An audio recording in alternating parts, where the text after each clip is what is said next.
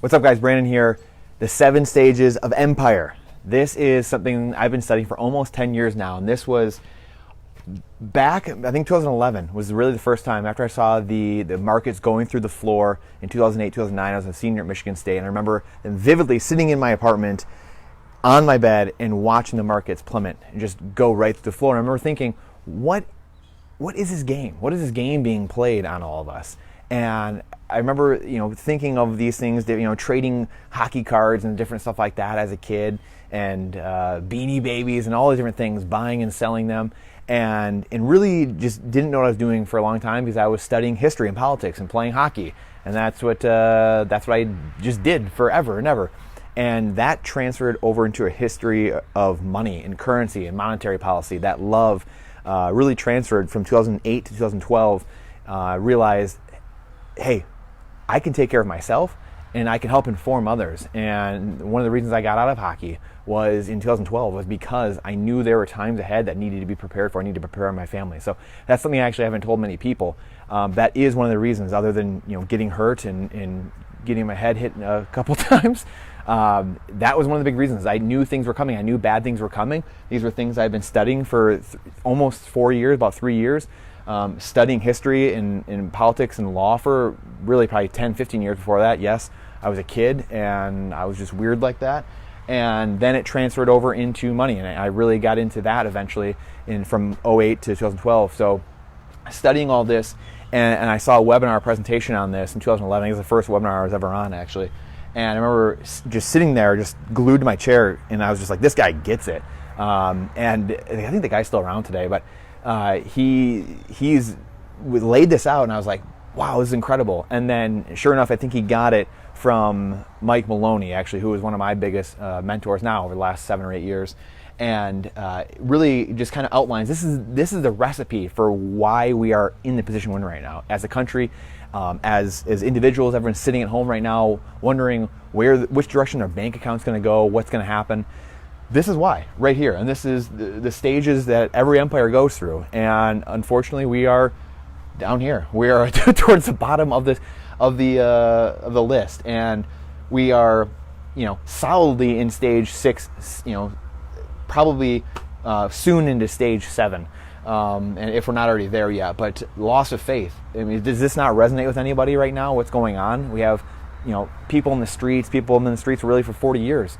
To a large extent, and especially all around the world. It's because of the dollar, the petrodollar, and what we're doing and weaponizing the dollar, and the things that have been taking place over decades and decades, taking the dollar off of really the gold standard, or some type of gold standard. 1971, Nixon doing that, losing, so currency debasement right there, being able to print money at will, and then creating that loss of faith, because people don't know what to believe now. They don't know what institution to believe in. They don't know where to go, what to do. They don't know why they're feeling the pinch, because it's hidden beneath the layers. You have to kind of dig down a little bit, dig a little deeper as to what is going on. Where are we, and what are we doing? How do we get here? This is the recipe. This is the formula for how we got here. It starts with the Federal Reserve, and in a lot of that, obviously Karl Marx writings in the mid 19th century, and then that really a lot of that led to the creation of the Federal Reserve. A lot of different people around the world that kind of came together, and it was really protect wealth, protect the biggest people in the world, their wealth. And that's where the Federal Reserve came in, and it was implemented here in America. And ever since then, the last 107 years, it's really been all downhill. And if you don't believe me, go look at the dollar's decline. Just go pull up a graph, Google it, the decline of the dollar, just pull up a graph, and it's, since the Federal Reserve was created, we've lost anywhere from 95 to probably 98% of our purchasing power. And again, that's, Grandpa Jack's house he bought for $3,000 in 1949. Well, now it's, $475,000, right? How did that happen? It's because we printed so many dollars that it takes that many more dollars now to purchase that same exact home that was bought back, 70 years ago, 80 years ago. So anyway, this is the process. Sound money. Having sound money. We had sound money. The Founding Fathers warned us about this all the time. Gold and silver is the only true money. That is what is true money. Our dollars used to actually be convertible to gold and silver, and now obviously it's not, right? It's just a debt instrument, and knowing debt is what's so important. We'll get to that here in a few minutes. But layering public works and entitlements. So entitlement spending and all the things that everyone thinks they're entitled to now and entitled to in life.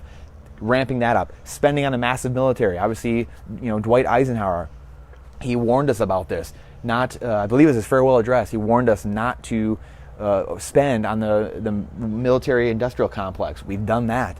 War, we've done that many times. Obviously, the Korean War, the Cold War, the Vietnam War, Gulf, Desert Storm, the war on terrorism for 20 years now. That's what I think I just saw a number the other day. $7 trillion we've spent on that.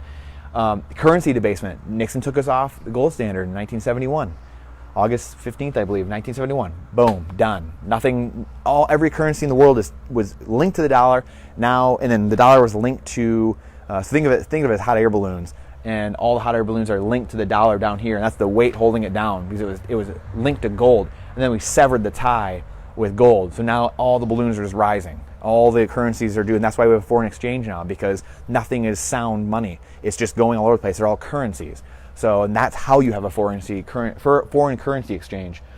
We shouldn't have that. That shouldn't even exist. It shouldn't even be a thing. And then loss of faith. This is where we're at right now, obviously. And as we can see all around the world, we're seeing a loss of faith everywhere. We've seen over the last 10 years, many places rioting. We had the Arab Spring, all these different things. And a lot of times when revolution starts, even the French Revolution back in the day, a lot of those things had to do with food prices. And when food prices start getting to 30, 40, 50% of people's pay, well, humans are gonna retaliate, right? And they don't know what to do. They don't know why they're doing these things. They don't know why that their dollar doesn't go as far, their peso doesn't go as far, their renminbi doesn't go as far. They don't know why. The lira, whatever it might be, they don't know why. They don't know why it's going. Only, and you don't even see it nowadays in the terms you used to see it even. But we all seen you go to the store and then you buy that bag of chips or whatever it is, your guilty pleasure, and all of a sudden there's half in there. And we all remember 15, 20 years ago, there used to be double what was in there. And that's how they get you. It's all these little ways that you don't see. The car prices going up, obviously, house prices going up, like we just said earlier. But all these little things, they're debasing the currency, right? Currency debasement, and then losing the faith because we don't trust the institutions. We don't trust the money, eventually, the currency, I should say, because it's not money anymore. It's not linked. It's not tagged to anything. And then, obviously, the last is currency crisis. And gold has done this numerous times, many times throughout the century, but then a couple times, twice now in the 20th century in America, the gold has done an accounting. Did it after the Depression, or in the Depression, around the Depression, that did it in 1980 and accounted, and no one thought it could go into the hundreds of dollars an ounce, and all of a sudden, boom, it shoots up and goes through the roof to $8.50 and accounts for every single dollar that was printed into existence. And it's going to do it again. Just like clockwork, every fiat currency goes to zero, has a 100% failure rate. So where is the dollar headed? That is what we're going to talk about here as we move over here a little bit more. But this is a currency crisis. What can you do? What are you going to do? This is one of the reasons we started our fund, our real estate fund, that we can help people lend money and hedge against things that are going on. And there's other ways, obviously, to be protected. We've talked about this for 5 years. Obviously, there's crypto is a new thing that's come out. Obviously, that's maybe taking 1 or 2% of your assets and putting it into position size, of course, right, and risk manage. But maybe putting a little bit in there. Maybe there's your gold and silver that you're going to hedge with a little bit. Maybe you're going to put it in real estate so you can earn a return and make some cash flow and be hedged against the dollars. Remember, anytime you are holding the dollar, that means you're long the dollar. It means you trust the dollar long term. And if you are getting rid of the dollar and purchasing something else with it, whatever it may be, it could be a new refrigerator, it could be a piece of real estate, it could be gold and silver, it could be crypto. You're going short the dollar. You mean you're selling the dollar. You're meaning, you know what, I don't really want that, I don't need that. I'm going to get something else. I think that's more worth these dollars I have in my hand. So the 7 stages of empire. Again, any questions with that, please let me know. This is, like I said, I've been studying this for a long time now, and this is how we've positioned ourselves to be able to do the things that we're doing now. And truth be told, like I look at the things coming ahead as huge opportunity. As a business owner, I mean, quite frankly, it's competition. And it's as an athlete growing up my entire life and being very fortunate to play at the highest levels, it was all competition. It's all game, and I want to win. I want to win, and I want to take everything out. We give back a lot, and we educate and put out value and content, and it's all out there. But at the same time, I want to win. And I want to show other people how to win. And that's really, these are the things that are coming ahead. We saw a blip. We just saw a blip on the radar the last 3 or 4 months. If that wasn't a wake-up call for every single man, woman, and child, then I don't know what is. you have to start getting prepared. Whether it's, like I said, investing, just simple stuff. Toilet paper, for crying out loud. The fact that people didn't have toilet paper stocked up, didn't have other things stocked up in their house, and are paying, just ridiculous prices for things. Just mind-blowing, absolutely mind-blowing that people weren't prepared have a rainy day fund or to have things stocked up at their house just in case of emergency, just in case there's a tornado comes through or a hurricane or whatever it might be, right? We got to be prepared for these things. We're Americans. We used to be prepared for these things. And now all of a sudden, it's more important to talk about the Kardashians, or more important to talk about fantasy football and when's the season going to start and this, that, and other thing. When are we going to wake up? That's partly why people are in the streets, because 90% of the country's asleep. 90% of us are just asleep at the wheel and just hoping we get to our destination. That's not how life works. Negative interest rates. So this is something that's most likely coming. Could be bail-ins. They did that in Cyprus back in 2014, I believe it was. It was earlier this last decade. And they just skimmed everyone's bank accounts. Everyone had 100,000 plus in their bank account. And again, that might not affect many of you, but if it is, I would suggest taking your accounts down to probably 100,000 and below, and go get some other bank accounts and go start spreading it out a little bit. And again, people might say, well, Brandon, what about the FDIC insurance, the Federal Deposit Insurance Corporation? You trust them? It's the government, right? They've shown a tendency to bail everyone out, right? Pensions, that we're going to talk about that here in a minute. But pensions, 401k, that's in massive trouble. That's already said to be going bankrupt in the next 10, 15 years. Both things, massive problems with both of those, and that's just going to be sped up with negative interest rates. So where do you go? What do you do? So make sure you're preparing appropriately. And like I said, bail-ins, spread your money around a little bit. 250 and above now, definitely 100 and above. They already showed the game plan in other parts of the world. Just like negative rates are in other parts of the world, about a dozen countries around the world, it's probably going to come here. It's already been talked about coming here. And it's been quiet on the radar, but the futures, they've already priced some of this in actually, and the people have already talked about this coming here. And negative interest rates, again, we'll go to this really quick first. Real rates, awareness to real rates is a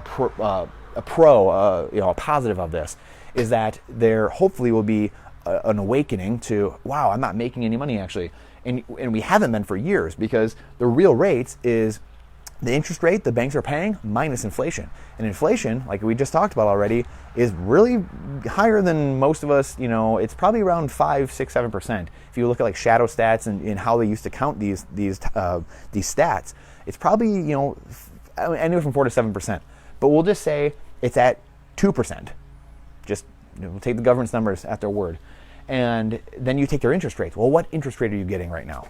Well, you take that and you subtract it by 2. So whatever that number is, that's what you're earning on your money, is sitting in a bank account or sitting parked idly. That's a negative number.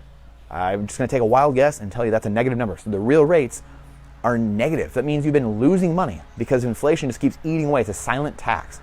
It's a stealth tax. And that's what we talked about here with the Federal Reserve and everything, inflating your money away. It's how the elites steal money. And that's what leads to all this in a loss of faith, which eventually goes to a currency crisis. So rioting, unrest in the streets, and then a currency crisis. So it happens over and over again.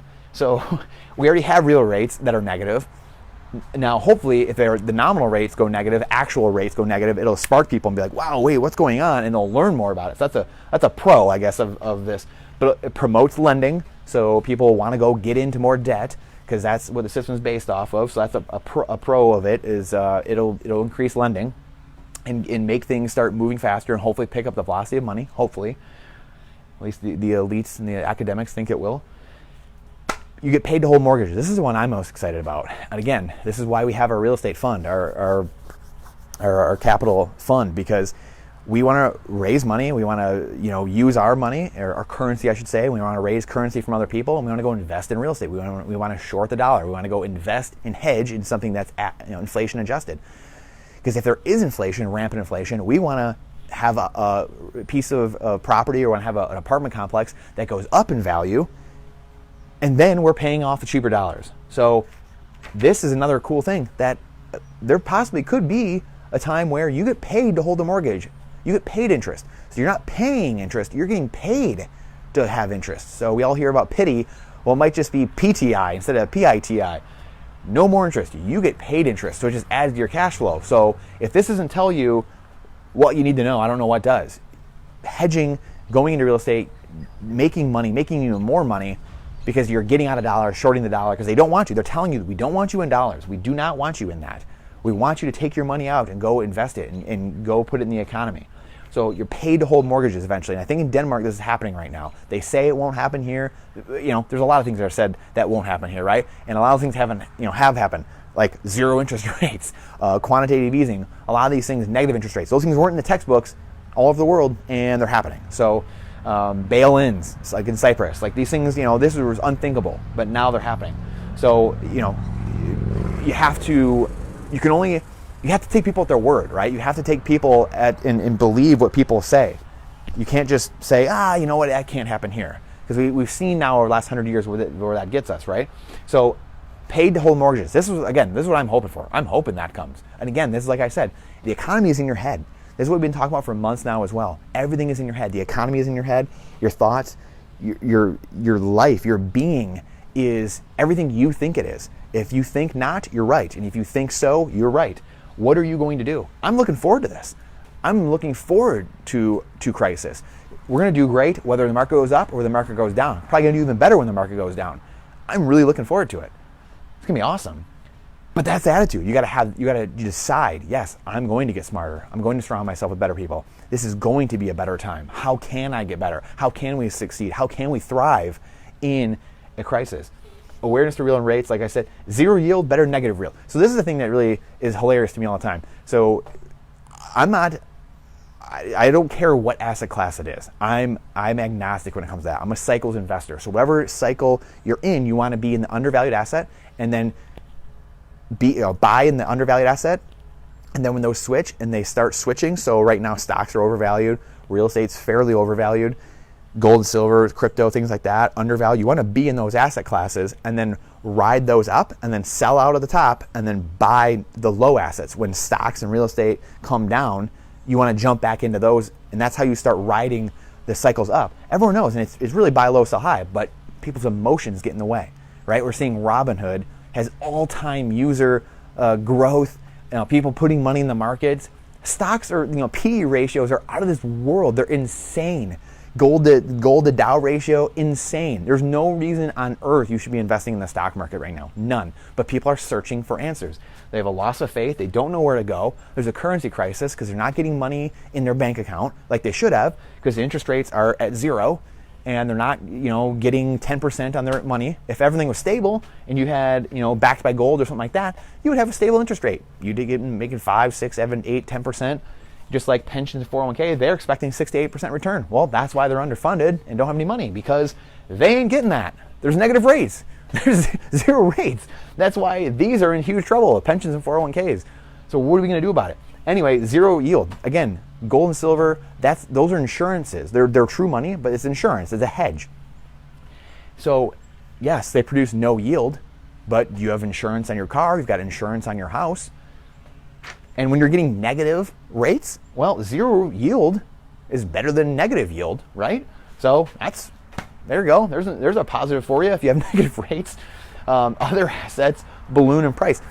And again, when you're trying to find assets or currency or place to put your currency, you're going to have other assets balloon, like we've seen in the last 10 years. We've seen stock markets go to an all-time high. We've seen real estate jump to highs again. It's because currency, the Fed is buying assets and they're pumping money into the economy. They're pumping money into brokerage houses, and so those are going up in price. So you're going to see different asset classes balloon in price when things go negative because people are going to be jumping out of bonds and things like that where they're not getting a return, jumping out of the bank accounts, and they're going to be looking for a place to put it other than their mattress. So hopefully they're putting it somewhere that they can get a return, unlike the mattress. Which, again, at that point, may not be a terrible idea. But remember, you need, to be able to purchase things, though, you need credit, and you need to be able to get to be able to get loans from hard money lenders and mortgages from banks and things like that. So you got to be able to have some money in the bank, some currency. Dang it, I keep saying money. Currency in the bank.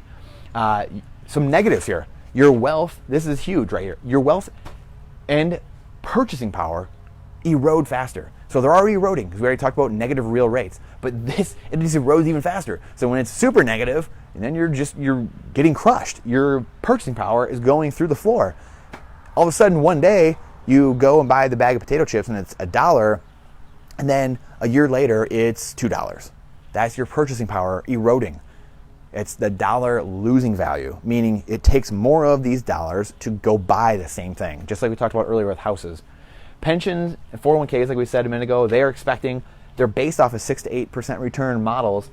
They're not getting that, haven't been getting it for a long time. They're going to get destroyed. They already are destroyed. They're going to get even destroyed faster. So that's not a place you really want money, not to mention all the fees and the mismanagement there. It's called assets under management. So AUM. Anytime you say AUM is assets under management. Ask yourself, how many times have you had a financial person barking down your door and banging down your door, and they're so excited to have you, and then boom, as soon as they get you, you don't hear from them for 6 months, 12 months, whatever. That's because it's assets under management. That's the name of the game. They're getting fees off you no matter what. They got their thing. They got it, and they're on to the next thing. That's how this game works. Salespeople for Wall Street. Family offices can't read my writing at all. Family offices will seek other investments and drive prices up from the public. So family offices, hedge funds, banks, they will seek other alternatives because they're lending to other banks, whatever it is, at negative rates. So they're going to seek other alternatives, and it's going to drive prices up from the rest of us. They're going to be just like mortgage-backed securities and bonds, and the real estate got purchased up by BlackRock in the last 10 years, and all these different things, all these hedge funds, they're purchasing things away from the public, which will drive up the prices. So now the prices that you are paying and that I'm paying are more because they've driven up the price. So again, that's a negative. A lot of negatives here, because these pros are really things you can do. And again, this is, at the end of the day, it's not good, right? So, because we have the last one here, which is the system eventually crumbles, which is stage 5 through 7, which we come back here, right here, which we already talked about, right? Currency debasement. We're debasing the currency. There's a loss of faith, complete loss of faith, because people have no idea what's going on. I mean, if people already thought the currency, monetary system was difficult, well, good luck. The general person, the lay person, figuring out what's going on here. So this will speed up this, which will inevitably lead to the currency crisis. So at the end of the day, this, like we did this video before actually, this is your report card. Your financial statement is your report card. Your income expense, so your income, a statement, then you got your balance sheet, and then you have a cash flow statement, which is what, where the money is really going. But these are the two most important things. The balance sheet is probably my favorite one. This is the thing that matters the most, because you want to own assets, right? What are we going to do? Because right now we've got, let's see, we have, that's wrong marker here. We have assets right now. Technically, your savings technically are an asset, paying you interest. I mean, you're still, like we said, the real rates are negative, but for all intents and purposes, savings is an asset. Well, guess what? When things go negative, boom, now they're liability, right? Because you're losing money every month. So what are you going to do? Are you going to start a business? Are you going to invest in businesses? Are you going to, drill for oil? Are you going to find oil wells? Commodities? Are you going to buy cash flowing real estate? Are you going to be a limited partner? Are you an accredited investor? Are you going to go invest in real estate? Are you going to go find someone who's investing in real estate? Again, this is why we created our real estate fund, to help people invest into real estate and to do things with their money, their currency. Dang it, keep saying that. And stocks, dividend paying stocks. So what's going to throw off cash flow for you every month that you can hedge the dollar with, right? Because these are all your liabilities over here, your personal residence, your homestead, your car, your jet skis, your boats. Those are all things that take money from you every month. So we have to know the vocabulary, because your banker puts a lot of these on the asset column, but they're not paying you every month. So you have to understand your report card as an adult, because that really is the reason we have so many problems. Like I said, loss of faith, because we don't understand, because of up here, a lot of the entitlement programs, we lost responsibility. We forgot about these things. We're not taught them in school, right? So we forgot what's going on because we just think the government's going to take care of us, and we're owed that. And then it creates this loss of faith. We have a loss of faith because we don't know what's going on. when you have faith or confidence, it's because you know what's going on generally, right? When you go to a test and you're like, I know at least I didn't do great on a ton of tests, but I do know that when I felt great going into a test, it's because I studied my butt off, right? I had confidence. I knew I could take care of myself. I didn't have to cheat off someone else, and I had faith. Unlike now, we have a loss of faith because we have no confidence. We have no ability to take care of ourselves as a society. No one has a rainy day fund, so it's leading to the currency crisis, right? Because the currency crisis will happen because we don't know our financial statement. The government's just printing willy-nilly. There's a great, I'm trying to think of what his name is. It was the Federal Reserve chairman in like 1940 something or another. I can't remember, 1950. And he talked about taxes aren't even necessary because we can print money. Taxes aren't necessary. They're just there to influence policy. That's all it is, right? So we have to know what's going on here. This is the most important thing.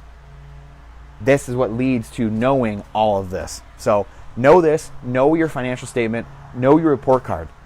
What's going to hedge all the chaos that's coming, right? This is what's most important out of everything. So knowing the cash flow patterns of the wealthy, they have assets that pay them every single month. A job, most people just have a job. The poor middle class, they have a job, goes to pay their liabilities, the middle class I should say, and then it just goes out the expense column. The poor just have a job and just pays expenses. It just pays rent, just pays utility bills. That's it. So the poor and the middle class both have things that pay their expenses and liabilities, and then the rich, wealthy have things that they're buying assets first that then pay them every month so they don't have to work. And that's, again, why they're taxed less, because they have assets. Assets aren't taxed like jobs are. Jobs are the most highly taxed in small businesses. Those are the most highly taxed things you can have.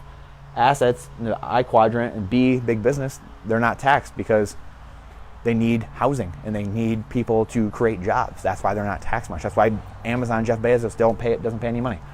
And again, coming back to wrapping this up, a loss of faith because people don't understand that that's the game. So that's why we created our fund. I appreciate you guys joining me here. We're going to be doing, we've been doing obviously a ton of interviews now, and getting the word out on the Freedom Isn't Free show. So I appreciate you guys joining us there, because there's it's learning another language. There's a lot to learn, but it doesn't take that long when you really dive into it and you have a passion and a desire, right? And Outwitting the Devil, Napoleon Hill talks about a passion to change, definiteness of purpose, having the mindset, the economy is in your head, a passion to change, definiteness, saying, yes, I am going to change. Yes, I am going to be different. And again, like I said, this is why we took it upon ourselves to really start doing, we could continue doing things on our own, but we wanted to open it up to other people. We wanted to, family, friends, business partners, investors, we wanted to help other people grow and start making more currency in other places instead of being beholden to the craziness that's going on in the banks with the elites, the Federal Reserve System, etc. So these are the most important three things. Your insider's report for July 2020. This is one for the record books. So it's an incredible time. It can be the most incredible time for you, though. And I hope it will be, because I know it will be for us, because it's a mindset. It's a choice you make every single day when you get up. What kind of day will you have? What kind of month will you have? What kind of year? What kind of decade are you going to have? So I appreciate you guys spending time with us. So talk about assets. Time is the most important asset we have. So I appreciate you spending with us. We'll see you guys soon.